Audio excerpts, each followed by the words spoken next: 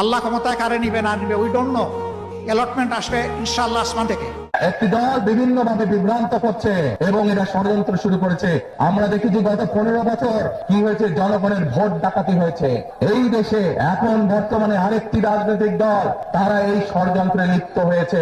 দেশ পরিচালনার দায়িত্ব পাই কিংবা না পাই, দুর্নীতি তোমাকে লাল কার্ড, সন্ত্রাস তোমাকে একেবারেই কালো কার্ড, অবিচার তোমার জায়গায় সমাজে হবে না।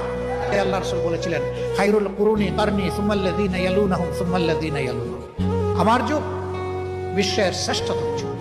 আমরা তো ওই সমাজের জন্য কাঙ্গাল হয়ে বসে আছি যেই সমাজটা রাসূল করিম সাল্লাল্লাহু আলাইহি সাল্লামের হাতে কোরআনিক সংবিধান অনুযায়ী গড়ে উঠেছে। একটা দুর্নীতিমুক্ত সামাজিক সুবিচারে পরিপূর্ণ সেই পরিকল্পনা নিয়ে আগাচ্ছে বাংলাদেশ জামাত ইসলাম। আল্লাহ ক্ষমতায় কারে নিবে না নিবে উই ডোন্ট নো। অ্যালটমেন্ট আসবে ইনশাআল্লাহ আসমান থেকে। একটি দল বিভিন্ন ভাবে বিভ্রান্ত করছে এবং এরা ষড়যন্ত্র